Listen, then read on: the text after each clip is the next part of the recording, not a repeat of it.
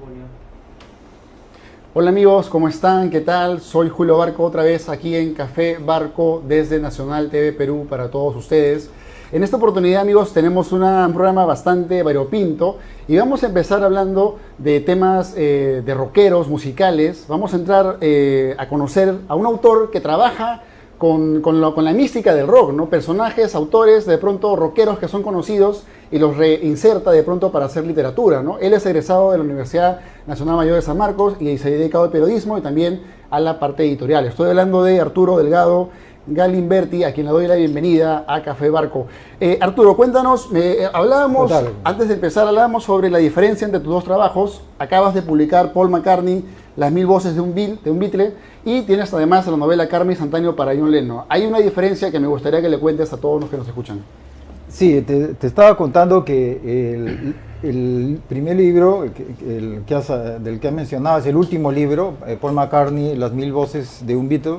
En verdad yo lo considero dentro del género de libros de rock. Está más orientado al periodismo, a la vida de Paul McCartney y a la discografía, a desentrañar cuál ha sido la discografía solista de McCartney, ¿no?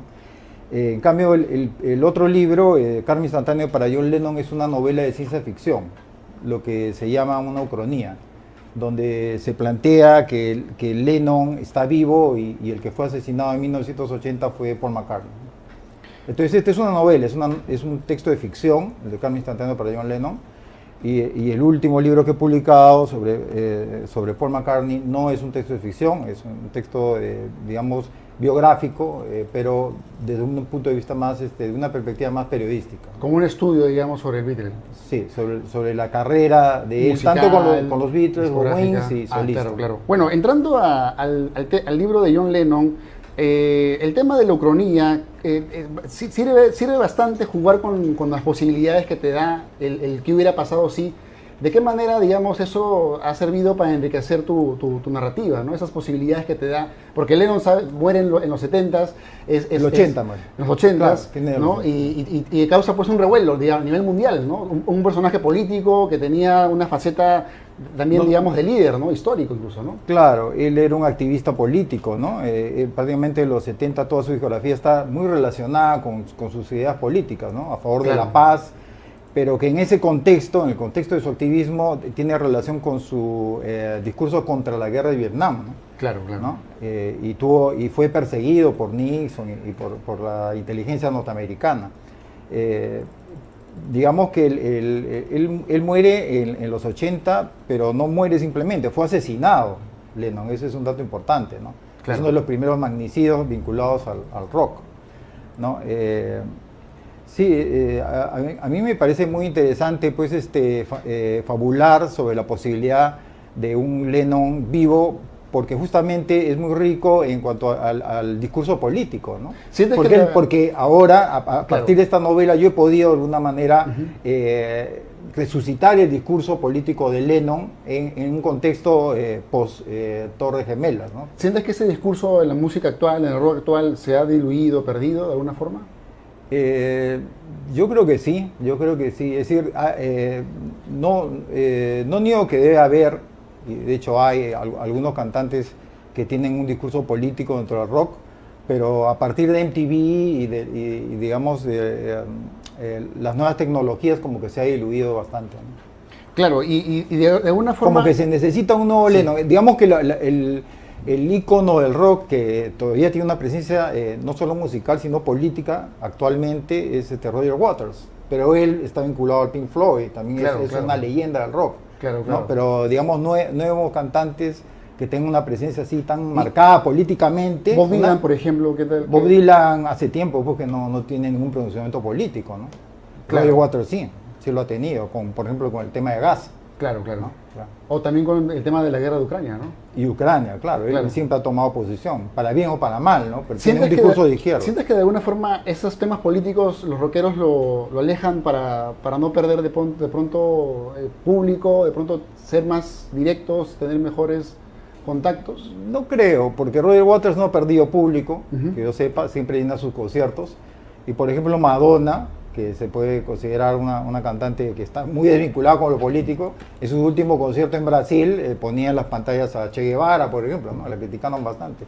Entonces, yo creo que, y no tuvo problemas, porque llenó la plaza donde fue el concierto. Entonces, no creo que sea un problema, más bien creo que tiene que ver con las tendencias, ¿no? Con las tendencias de la historia, ¿no? Actualmente pues hay como una especie de renacimiento de ideas de la extrema derecha, ¿no? Claro, ¿No? Y hay como un repliegue de las ideas de la izquierda. Y digamos, viendo... Y eso también se ve en el plano cultural y en el rock más todavía. Digamos, viendo las figuras de los Beatles, claro, John Lennon el más político y por otro lado McCartney, que no tiene temas tan políticos, es mucho más... Sí tiene temas políticos, no tanto como... romántico, por lo general. Claro, un poco el libro yo lo he publicado para un poco romper el estereotipo, ¿no? Claro. Porque para mí ese es un estereotipo, ¿no? Dicen, McCartney el fresa de los Beatles, ¿no? Lennon el rockero, pero si uno realmente escucha la discografía completa tanto de Lennon como de McCartney y de Harrison solistas, McCartney es el que ha hecho más canciones rockeras, ¿no? Es decir, obviamente, como ha producido tanto, tiene bastantes baladas, eso es innegable. Claro, pero Lennon también tiene bastantes baladas. Claro. Imagine es una balada, por ejemplo, ¿no? Con temas políticos de alguna forma, ¿no? Claro. En la letra es donde sí obviamente hay una diferencia. Claro. No sé si abismal, pero sí hay una distancia, ¿no? Eso es innegable, ¿no? Yo creo que McCartney nunca ha pretendido competir con Lennon en ese aspecto, ¿no? Ni Harrison ni ninguno de los otros Beatles. Es decir, Lennon es un ícono no solo como un rockero, sino como un líder de la contracultura, ¿no? Y de las ideas de rebeldía, digamos, de los años 60, 70. Tú eres de alguna forma de la generación del 80, me contabas eso también. ¿Cómo ves el tema a nivel Perú, digamos? ¿Cómo el tema del rock a nivel Perú, política? Siendo que en los 80 había más fuerza, 90 un poco menos, y en 2000 en adelante ya es mucho más gaseoso ese tema. ¿Cómo tú lo observas? En el rock, dices. En el rock, claro, peruano. Ya, sí, pues en los 80, sí, claro, de una manera un tanto marginal, he estado vinculado con lo que se llama el rock subterráneo acá en el Perú, ¿no? Claro. Y que yo creo que ha tenido varias jornadas y que todavía se ha prolongado hasta los años 90, ¿no? En pleno Fujimorato, diré, Fujimorato. Claro. Pero sí, yo creo, como tú dices, que se ha diluido, ¿no? Es decir, no conozco yo ahorita bandas que no sean de las que ya tienen bastante trayectoria, que tengan un discurso político, ¿no?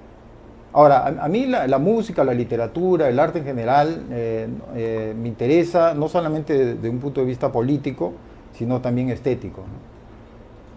Y digamos que a nivel estético, indudablemente estos dos grandes, digamos, genios musicales han dejado letras que pueden ser muy pegajosas en una primera etapa, pero luego ya son mucho más profundas, ¿no? Son mucho más místicas incluso. Esa última faceta, digamos, de Lennon ya transformándose en un líder político, un vocero social, ¿qué impacto podría tener en la actualidad? O sea, ese tipo de letras...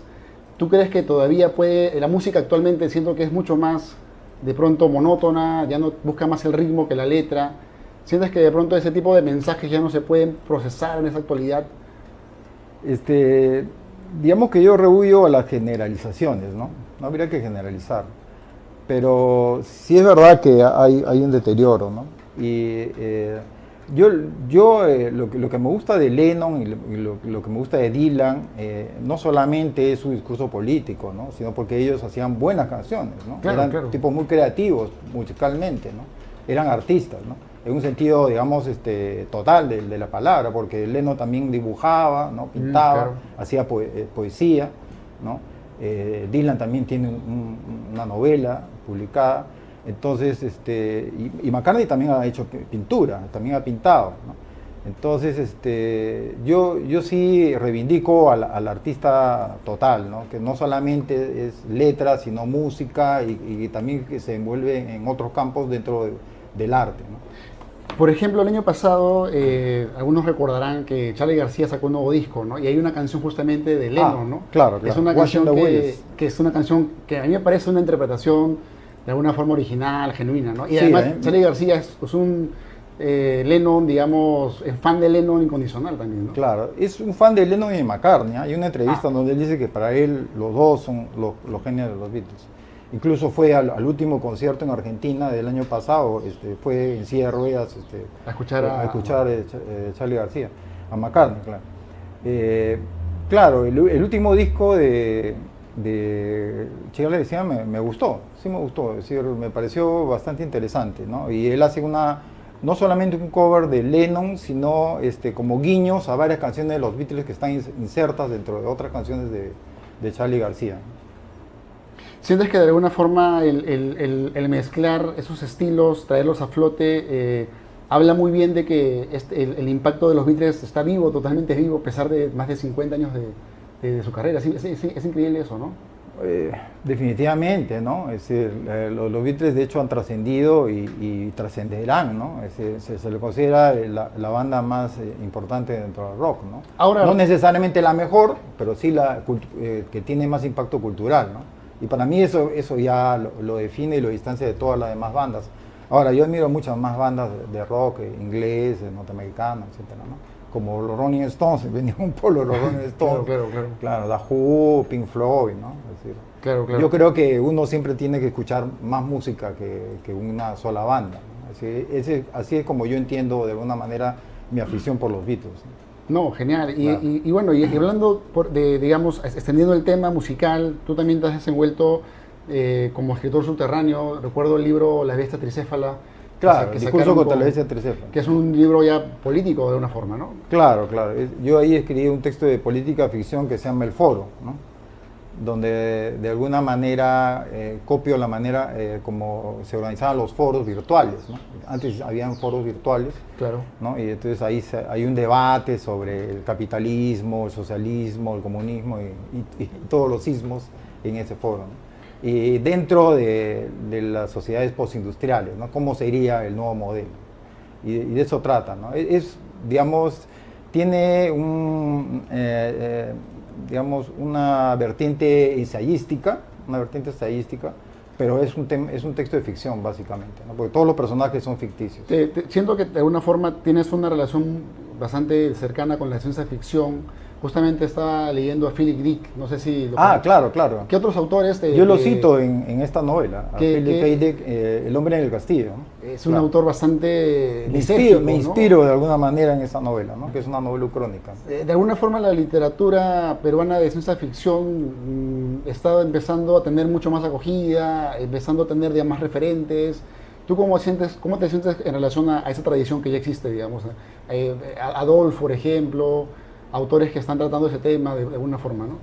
Ya, lo que puedo decir es que yo no me considero un escritor que se puede encasillar en un solo género, ¿no? Es decir, mi primera novela, que es una novela corta que se llama La ruptura, claro, es una novela más existencialista, ¿no? Yo diría que es una novela sartreana totalmente.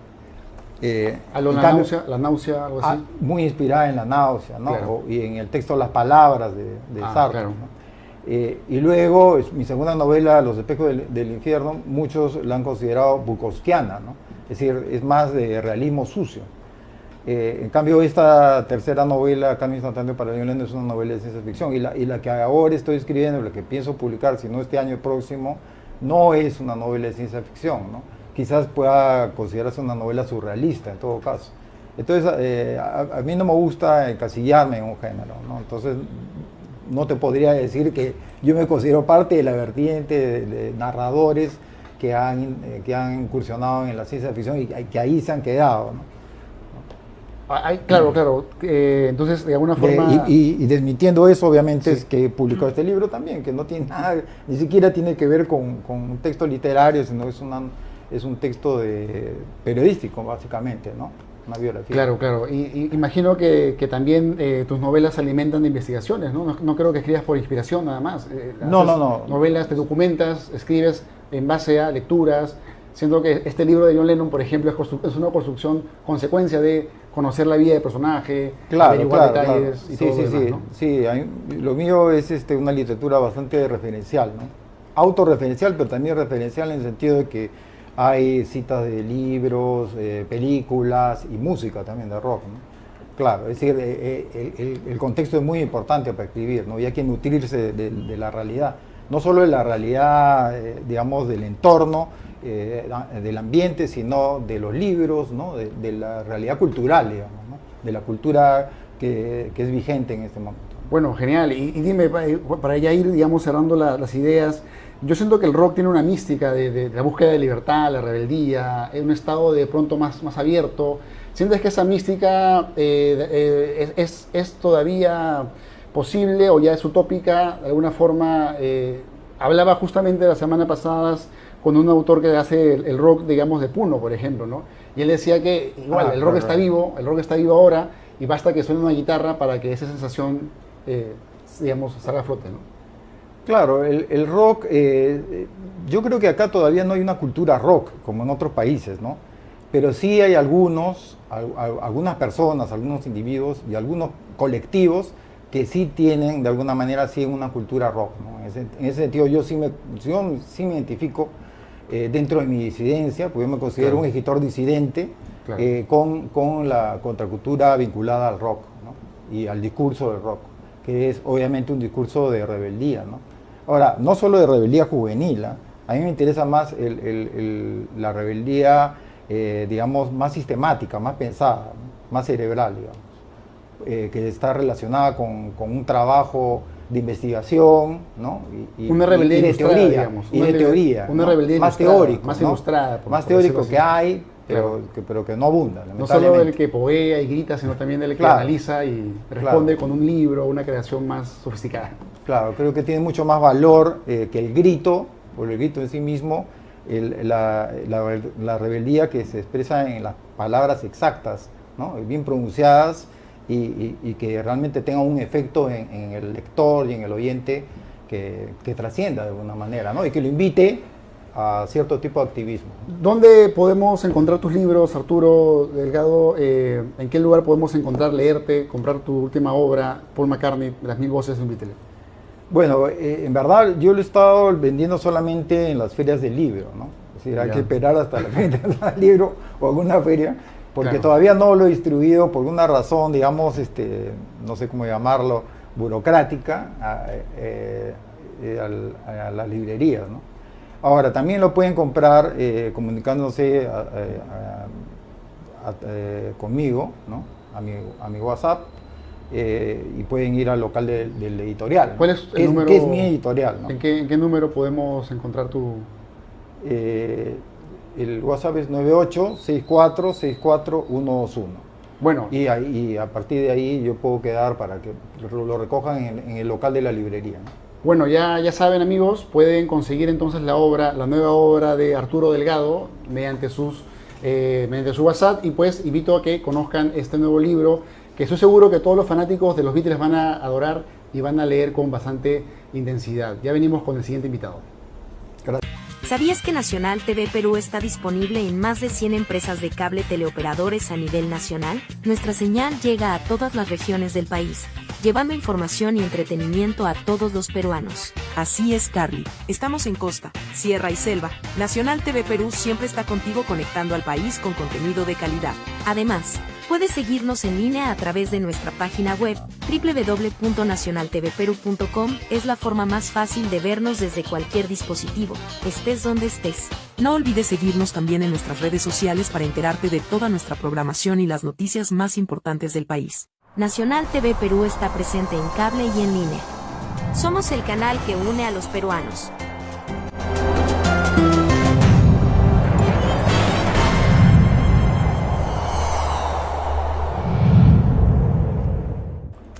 Amigos, continuamos entonces con Café Barco. En esta oportunidad me acompaña un poeta, arquitecto, a quien yo les cuento, leí cuando era adolescente, me escapaba de mis clases en la academia y me iba a caminar por Quilca y leí su obra, Terra Ignea, que ahí a mis 16 años me causó pues un temblor mental de imágenes y de rebeldía, ¿no? Ya que hablábamos de la rebeldía del rock, vamos a invitar también a un poeta protagonista de esas épocas. Estoy hablando de Armando Arteaga, a quien doy la bienvenida.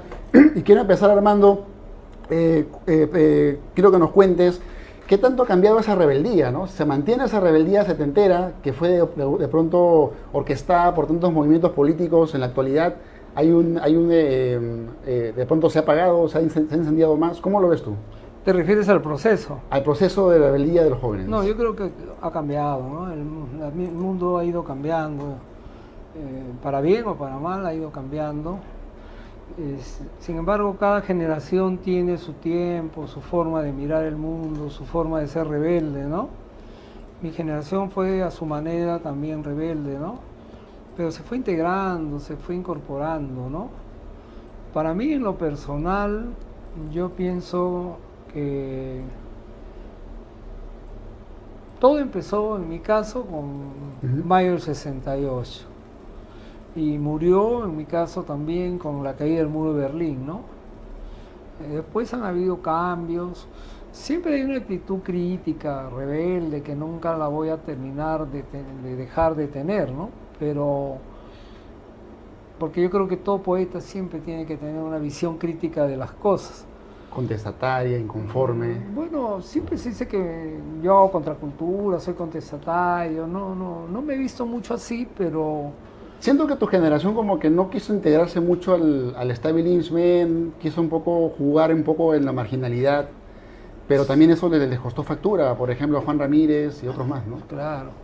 O sea, mi generación sí fue rebelde, nace, ya te dije, de la contracultura, y hay poetas que expresan todo ese proceso, que es una cosa a nivel latinoamericano, no es solamente peruano, claro. ¿no? En México los infrarrealistas, Bolaño. Los infrarrealistas, pero eso ya es después. Antes está la Beat Generation norteamericana, Claro. los nadaístas en Colombia, el Techo de la Ballena en Venezuela, los sánsicos En Ecuador. en Ecuador, hay movimientos La onda en México. La onda en México. Con Parménides Saldaña, ¿no? Exactamente. A José Agustín. Que se manifestaban con revistas en todo el proceso, en Argentina igual. En Argentina fue muy duro porque la dictadura militar desapareció y asesinó a poetas, ¿no? Ahí el precio fue muy alto. ¿Cómo ha cambiado la cultura escrita? Siento que en los 70s, en toda esa época, se valoraba más. Me da la impresión al poeta, su palabra, los libros, y en la actualidad ya es algo más, de alguna forma, ahí es más frívolo o de pronto es mucho más la imagen que la palabra. Es que nosotros también crecimos al costado del boom de la literatura, ¿no? De Cortázar, García Márquez, Vargas Llosa y Carlos Fuentes, que fue un movimiento importante en la novela, pero había otros movimientos literarios en los países, y en poesía, en el caso peruano, están varios grupos, ¿no? Que no es nuevo tampoco. Yo creo que para mí esto empieza desde los años 50, ¿no? Pero se manifiesta en los 60 con una poesía de influencia anglosajona, y en los 70 con la poesía urbana, como tú llamas, marginal, que de alguna manera está expresada en la antología Estos 13, pero ahí no están todos los que son, ni son todos los que están, ¿no? Entonces, ahí falta una visión crítica. La generación del 70 en la que yo pertenezco no ha sido todavía vislumbrada desde un punto de vista de análisis crítico. Hora Cero, ¿no? ¿Sientes que es el grupo más importante de esa generación? ¿Sientes que tiene ese papel? Yo creo que es el que se ha agrandado? No, Hora Cero es importante por los poetas que tiene, pero también hay mucho de publicidad, ¿no? Y de divulgación en lo que ellos han hecho, ¿no? Porque es un grupo de muchos poetas, ¿no? Y yo he parado con ellos, han sido mis amigos, pero en la generación hay otros poetas, en provincias, en Lima mismo, ¿no? Que están ahí, ¿no? Y que han sido a veces invisibilizados. Tú eres un poeta insular de alguna forma para esa generación, Bueno, ¿no? también, No participaste en grupos. En grupos no participé, pero yo he sido amigo de todos, digamos. De todos. De toda esa generación. De todos. Hasta más tarde con la Sagrada Familia, con la gente de Cloaca, con los grupos que se manifestaban, ¿no? Yo he parado, yo nunca he tenido grupo, pero se me vincula el grupo de la revista Uki, que está con Luis Lahoz, Ojar Aragón. Luis y ahí, Alberto Castillo. No, Alberto va a estar en Melibea, ¿no? Que es otra revista, pero ahí también Nicolás Yerovi, ¿no? O sea, es un grupo, ¿no? Pero, claro, encajonar a la gente por donde está a veces no es tan válido, ¿no? Pero claro, sí. Ahora, el 70 son muchos poetas los que están y que reciben en la antología que hace Paul Guillén, creo que son 33 poetas del 70, ¿no? Entonces ahí aumenta, pero ahí todavía faltan poetas, ¿no? Por ejemplo, nunca se ubica un poeta como Mario Montalbetti, ¿no? En Se esa lo ubica más generación. en los 80, Montalbetti, me Sí, parece. pero él viene de los Él 70. viene de los 70. Perro Negro es un libro de los 70, Claro, importante, que tiene mucho de la poesía norteamericana, de Cummings, ¿no? Y está ahí, ¿no? Yo siento que de alguna forma Montalbetti es como un ácido para los Hora Cero, ¿no? Es como la antípoda de alguna Bueno, forma, si lo ¿no? quieres contraponer, claro, para que no se piquen los de acero, sí, claro, pero Enrique ya tenía algo de la poesía Del lenguaje, norteamericana, algo del lenguaje sí, de y la todo Beat ese juego, ¿no? Generation, ¿no? Y Juan también, Juan Ramírez, ¿no? Y, hay, y creo que es una continuidad. Después viene la gente de la Sagrada Familia, y eso va a ser después Cloaca, ¿no? Grupos que todavía, pero no ha habido, que todavía siguen en este continuum, pero no ha habido, yo no veo que haya habido una revolución del lenguaje, a eso quiero decir, porque Montalbetti últimamente dice, la poesía es básicamente un lenguaje, o no es un lenguaje, también a veces lo ha negado, pero yo creo que la poesía no es solamente eso, ¿no? Es algo más que eso, ¿no? De alguna forma Montalbetti lo vuelve un quehacer demasiado intelectual, ¿no? Tal vez pierde un poco la emotividad. Bueno, si quieres, pero yo no concibo que los poetas solamente sean sentimientos, también tienen que ser intelectuales, tienen que saber por qué escriben. Obviamente, claro. Porque hay poetas que no saben eso, ¿no? Creen que me inspiré Y salió de pronto, sí, me dictó Dios y yo ya escribí, ¿no? Hay mucha improvisación en los poetas. Totalmente, dilo mejor ignorancia. Y justamente Montalbetti es un poeta que, ¿no? digamos, Claro, lo no es un preparado, poeta ¿no? que tiene Que una sustenta- racionalidad, que lo sustenta, dice, y ¿no? eso no le gusta mucho.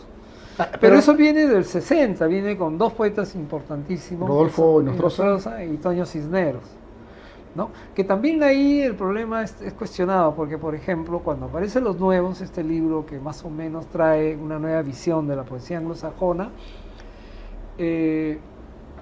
ahí no está César Calvo, que después va a escribir las dos mitades de Dino Moxo, por ejemplo, ¿no?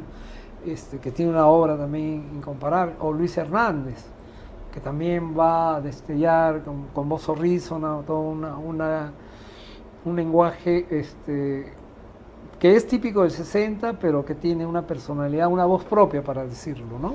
Digamos que tu mirada es bastante amplia con toda esa generación, porque tú la viviste 80, 90 también, y entrando a este siglo, en relación a esa época, ¿sientes que hay, digamos, se continúan tradiciones o se niegan otras? Sí, sí. ¿Qué ves ahora? tú Siempre en ha el- habido, porque en por el ejemplo, Parnaso? yo no puedo ser insular respecto a una poesía como la de César Moro, y tú a César Moro lo ves antes en México, al lado de Bretón. Claro. Por eso es un poeta importante, ¿no? Y más atrás está Vallejo, pero al costado de César Moro está Westphalen, ¿no? Y así por el estilo. O sea, somos un proceso, ¿no? Que la crítica no ubica o no puede entender. Porque si hubieran más críticos que analicen el proceso, tendríamos que, eso que me estás preguntando ya tendría que haber estado resuelto, ¿no? Por ejemplo, sí somos un proceso, pues. Por ejemplo, el surrealismo de Moro está ahí y en un comienzo tenía un choque con el indigenismo. Claro. Que eso se va a traducir en un manifiesto que hacen arquitectos, pintores, que se llama el Grupo Espacio, donde está Eyerson, por ejemplo, otro gran poeta. Y Eyerson no puede ser insular a nada, porque Eyerson está en ese proceso, ¿no? Desde que aparece Reinos uno sabe que ya ese es un libro importante de la poesía peruana. Y mantiene un poco la herencia vallejiana, ¿no? De Poemas Humanos. Sí, claro. ¿no? De alguna forma, La Noche Oscura del Cuerpo es y vallejano. trae un escritor que no estaba en el proceso, que es Rilke, ¿no? Ahí está Claro. Rilke de alguna manera, ¿no? Que ya estaba en More, ¿no? La poesía alemana, por ejemplo. O que va a estar más tarde George Strach en Armando Rojas. Claro, ¿no? claro. Aunque son corrientes que no han tenido más vertientes, ¿no? Se han quedado Claro. un poco ancladas. De repente en el 50 Sologuren continúa un poco esa Exacto, cuestión, ¿no? exacto. Porque así son los procesos, ¿no? Pero eso, si tú lo enmarcas en la poesía latinoamericana, ese proceso es muy rico. Porque, Claro, por ejemplo, claro.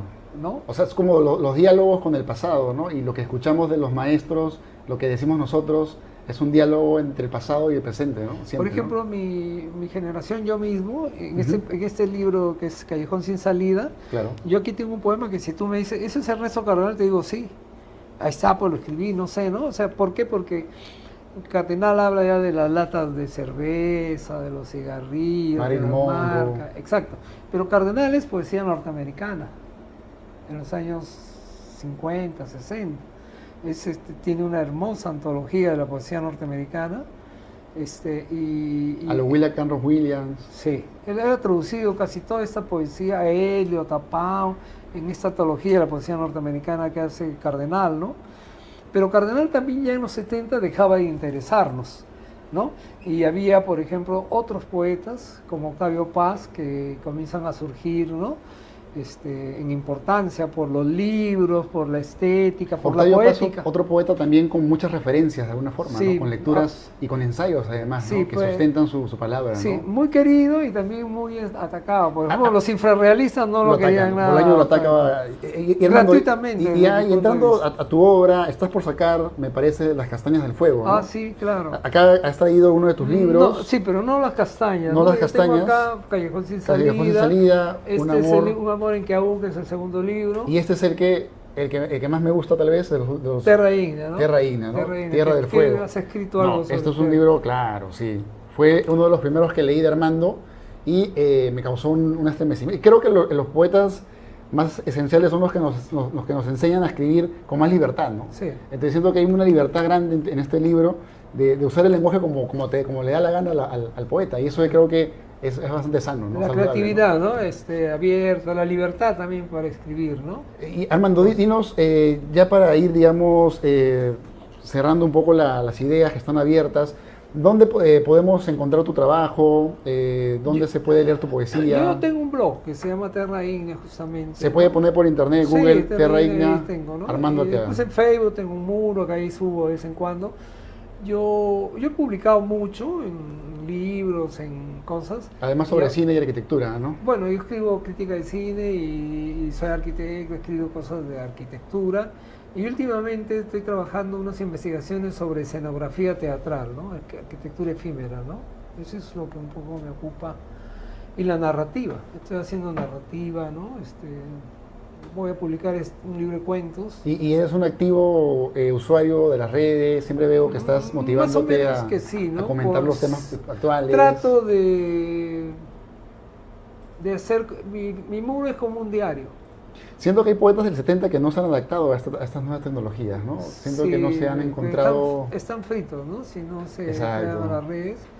O sea, lamentablemente la revolución tecnológica trae eso, pues, ¿no? Hay gente que no entiende lo que hoy es una noticia y a mañana no lo es.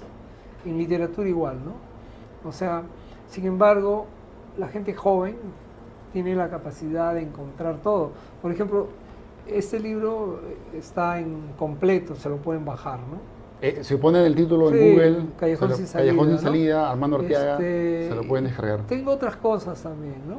Pero gracias, quiero que este libro es el último que he publicado, que se llama Los poemas del cuaderno amarillo. Editado por Julio... Por la revista Fastos de Julio Aponte. Aponte. ¿no? O sea, que a mí siempre me interesa la poesía de todos.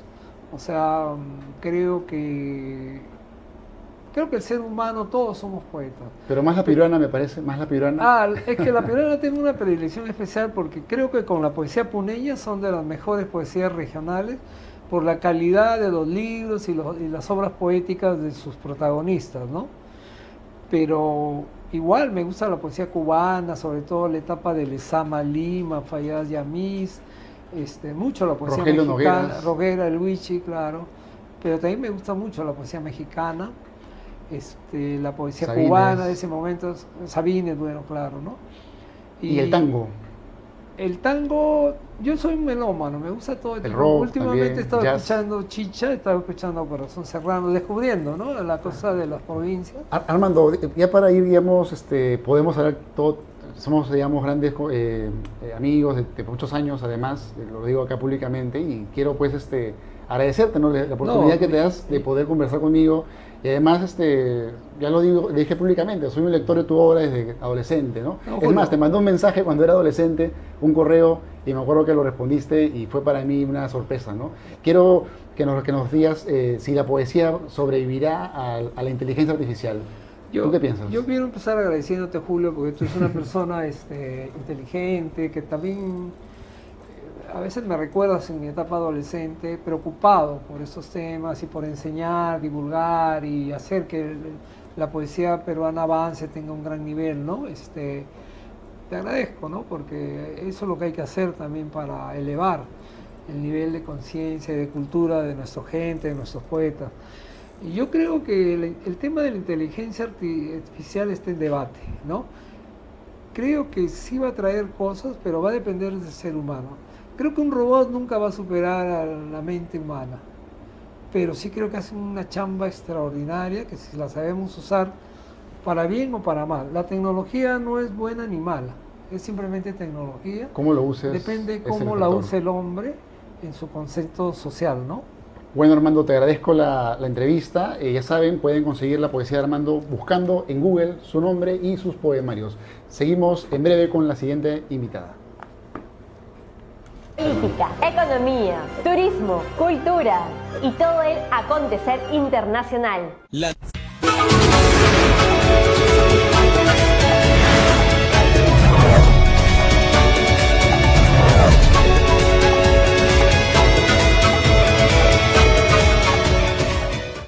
¿Sabías que Nacional TV Perú está disponible en más de 100 empresas de cable teleoperadores a nivel nacional? Nuestra señal llega a todas las regiones del país, llevando información y entretenimiento a todos los peruanos. Así es, Carly. Estamos en costa, sierra y selva. Nacional TV Perú siempre está contigo conectando al país con contenido de calidad. Además, puedes seguirnos en línea a través de nuestra página web www.nacionaltvperu.com. Es la forma más fácil de vernos desde cualquier dispositivo, estés donde estés. No olvides seguirnos también en nuestras redes sociales para enterarte de toda nuestra programación y las noticias más importantes del país. Nacional TV Perú está presente en cable y en línea. Somos el canal que une a los peruanos.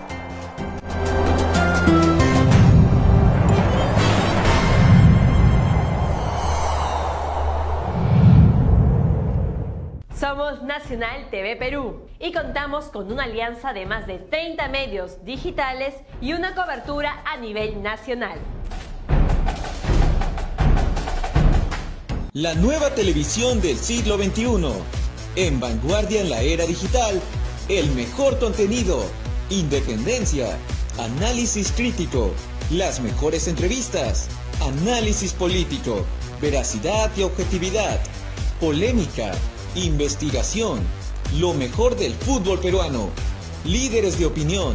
Con la mejor cobertura a nivel nacional. Escríbenos a WhatsApp 980-693-003. Somos Nacional TV Perú.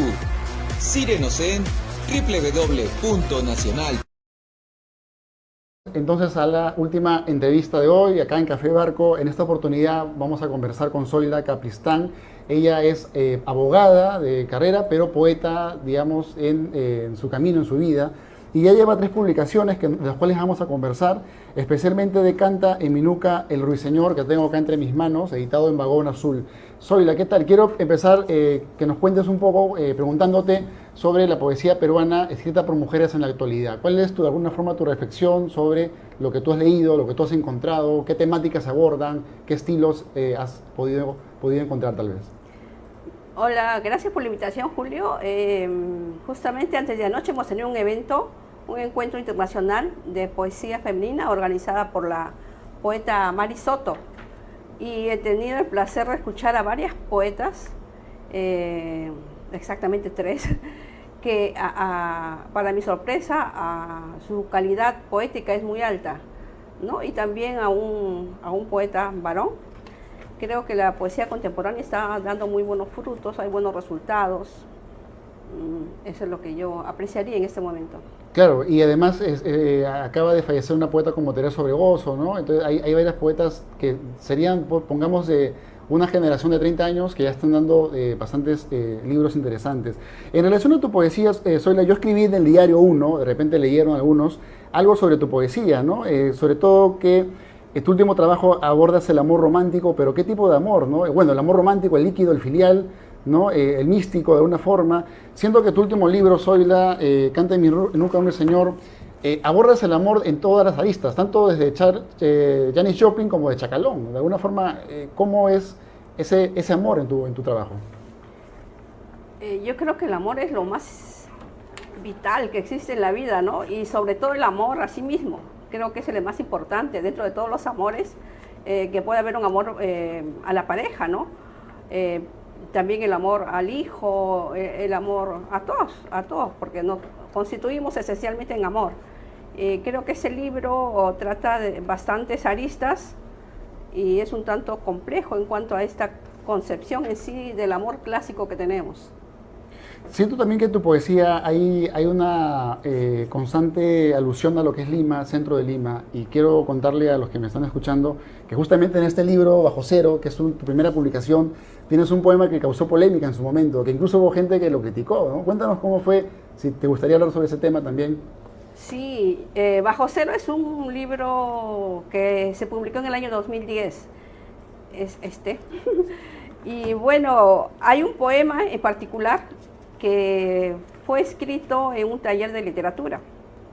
Este es un libro cuyo verso primero dice: sospecha que soy la puta de Cayoma. Y se tienen que escuchar o a leer, dice sospecha, o sea, no dice yo soy, dice sospecha, o sea, hay un tercero que interviene y que está sospechando, ¿no? Sospecha que soy la puta de Cayoma. Entonces, la gente mayormente escucha soy la puta de Cayoma, entonces atribuyen otras cosas, ¿no? Bueno, es parte de, lo asumo, como lo asumí una vez que me invitaron a un encuentro internacional, no, nacional, era de poetas de todo el Perú, también vinieron algunos extranjeros, donde leí, me atreví en el año 2013 a leer este poema, pues habían como 200 poetas de todo el Perú, y me atreví a leer y eso fue como incendiarme, ¿no? Porque me querían mandar a la hoguera, estaban juntando firmas para expulsarme, ¿no? ¿Sientes que los poetas, pese a que son seres muy libres, también son seres que están con todos los prejuicios encima a veces? Claro, creo que había además yo sentí en ese encuentro como que había una carga política, y cuando hay una carga política, pues el arte lamentablemente lo parametran, ¿no? Y no entienden la libertad de una persona, y sobre todo que es una mujer que se atreva a escribir sobre erotismo, ¿no? Eso para ellos es demasiado, no lo soportan. Sin embargo, siento que de alguna forma también tienes una distancia con grupos que son feministas de alguna forma, ¿no? O que toman ya el tema de la mujer como una lucha social. Sí, también. yo creo que es una selección natural. Es más, yo soy muy independiente, o sea, yo no hago caso a nadie, esa es la verdad.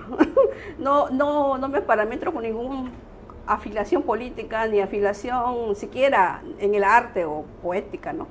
Y bueno, en cuanto a mis luchas, yo he ido muchas luchas feministas, a las últimas que se han dado casi a todas, pero de manera independiente, porque creo que la lucha de la mujer y el abuso que existe en cuanto al machismo y en cuanto a los actos ya más crueles, ¿no? Que es el feminicidio, es una lucha muy grave. Entonces yo tengo que salir a hablar, ¿no? Y eso no significa que sea agrupada con ningún movimiento, que muchas veces esos movimientos inclusive tienen nombres como si fueran una estructura piramidal. Y yo no creo que nadie esté sobre mi cabeza, y tampoco nadie por debajo mío, todos somos iguales. Como que de alguna forma se discrimina, ¿no? Hay como una jerarquización de las relaciones humanas, ¿no? De hecho, porque finalmente vemos que las que se han hecho, entre comillas, famosas, son gente que ve jerarquías en todo lugar, ¿no? Y el arte creo que es muy diverso, muy rico como para ponerme yo en la cabeza o yo debajo, ¿no? Creo que debe haber un más de igualdad. Siento que en tu poesía, como bien dices, hay una búsqueda de libertad, ¿no? Y siento que además tus poemas están siempre en una atmósfera muy especial, ¿no? Una atmósfera medio oscura a veces, como uno de tus libros, En las tinieblas o Bajo Cero.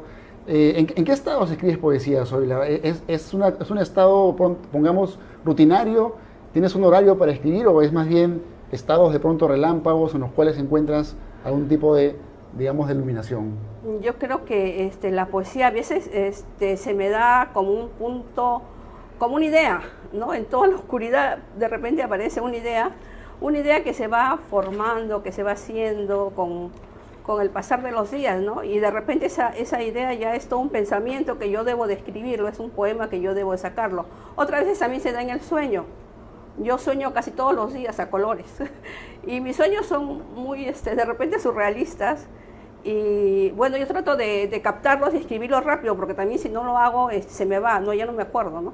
Entonces trato de plasmarlo rápido, escribirlo y así es que yo escribo. No tengo horario, no tengo quien me diga escribe sobre esto o escribe sobre lo otro. Yo poetizo de manera libre lo que mi alma desee poetizar y decir. Eso es lo que yo y tampoco sinceramente escribo. ¿Tienes como que una búsqueda digamos, de participar en concursos o de pronto estar en ese activismo, ¿no? Siento que más bien es una cuestión más insular, un mundo mucho más personal, me parece, tu quehacer poético. Sí, yo felizmente, digo, no estudié literatura, yo he estudiado otras cosas, contabilidad que no tiene nada que ver y derecho que aparentemente no tiene nada que ver, pero sí tiene que ver mucho con las artes, con la literatura. Con la lectura también, ¿no? Claro, entonces nunca me educaron para concursar, nunca me educaron que tenía que estar en competencia. Claro. Entonces yo soy de manera libre, escribo y me preocupo en escribir, en corregir. Yo mis libros Bajo Cero, este último, que es también Palabras que resuelvo para las tinieblas, tienen una duración de escritura de corrección de 10 años, entonces son proyectos a largo plazo. Y lo hago porque quiero entregar lo mejor en poesía, ¿no? Porque se lo merece la poesía en sí. ¿Quiénes son tus referentes hoy, poéticos? No solo peruanos, sino en general. Siento que eres una lectora, cualquiera que lea tu poesía va a darse cuenta que hay epígrafes de todos lados, ¿no? Desde Rubén Darío, Shakespeare, etcétera. Entonces, ¿cuáles son tus tótems, digamos? Unos tótems que te puedan guiar, ¿no? Para tu propio camino. Mira, yo he nacido en un pueblito que no tenía televisión, no tenía radio, y lo único que me distraía era la biblioteca de mi papá, que felizmente tenía ahí unos 3 armarios llenos de libros, y de ahí yo iba aprendiendo a leer en un libro, ¿no? O escuchando a mi profesora leyendo poemas, ¿no? Y mi refugio siempre ha sido, una tabla de salvación para mí ha sido la poesía, me he refugiado siempre en la poesía.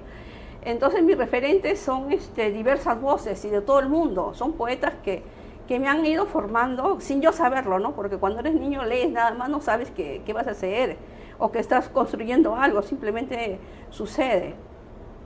Después ahora puedo mirarme y ver qué estaba haciendo, pero las voces de todos esos poetas, de todo el mundo, porque yo traía enciclopedias de poesía diversa, entonces yo digo que ellos son los que me han formado, ¿no? Son ellos los que me han metido a este fuego. Eso, y sobre todo destaco también en mi juventud a Rubén Darío, quien me parece un magnífico poeta siempre. Y un gran amante del amor también Darío, ¿no? Un gran poeta del erotismo, de la pasión, del amor, ¿no? Y Rubén Darío, amar por todo anhelo, amor por toda fe, dice, ¿no? Bueno, sí, digamos que la literatura clásica está presente, es más, acá usas un epígrafe de Shakespeare y que abre muy bien el libro, ¿no? Entonces, en esos diálogos, Zoila, ¿cómo sientes que dialogas con la poesía peruana? ¿Qué poetas, bueno, ya me hablabas de poetas contemporáneas, pero digamos clásica, Blanca Varela, ¿sientes que es la poeta por excelencia todavía para ti? ¿O hay otra, Carmen Ollé tal vez te interesa más? Me parece que Varela es un peso pesado de la poesía, o sea, es una clásica, es una gran poeta, para mí una de las mejores del Perú. No se puede sustituir Varela, insustituible, digamos, ahí en el Parnaso. Sí, Varela junto con los grandes poetas que tenemos, ¿no? Pero como mujer puedo decir que Varela es ella. Y por otro lado, cuéntanos, también te has dedicado a hacer como películas sobre poetas, ¿no? Has hecho un largometraje sobre Leoncio Bueno, que tiene más de 100 años, un poeta que, digamos, de alguna forma también social, político, y estás trabajando actualmente uno sobre Enrique Berasti, me parece. Sí, en el 2013 comenzamos a filmar, porque somos 3 directores de ahí, con la editorial Bacón Azul comenzamos a editar, a filmar el documental de Leoncio Bueno, el Lurín, en Tablada del Lurín. Y lo presentamos, es una duración de 2 horas 15, es un poquito, para alguien que no esté especializado o que no le gusta la literatura, ¿no? De repente puede ser un poco pesado, pero se puede ver en partes. Dura más de 2 horas. Y después con Miguel Ildefonso, un año antes que muera, claro, Verástegui, comenzamos a filmar un documental sobre él, ¿no? Hemos viajado por diversas partes donde su recorrido del Cañete, Cerro Azul, hemos ido a sus recorridos de Lima, Cuadrada, y bueno, ha sido interesante, y lamentablemente antes que culminemos la última filmación, pues nos dejó Verástegui, ¿no? O sea, justo ahí, mientras estaban grabando, Verástegui sí, fallece, ¿no? Sí, fallece, pero estamos editando ya el documental, que lamentablemente ya no está acá para verlo, ¿no? Bueno, creo que todos los que somos lectores de Verástegui estamos más que emocionados por ese trabajo y ya queremos verlo, y creo que va a ser de mucho interés y de mucho aporte. Bueno, Zoila, finalmente cuéntanos dónde podemos conseguir tus libros. Sé que esta charla va a generar curiosidad para que lean tu poesía. ¿Dónde podemos adquirir tu último trabajo, Canta en mi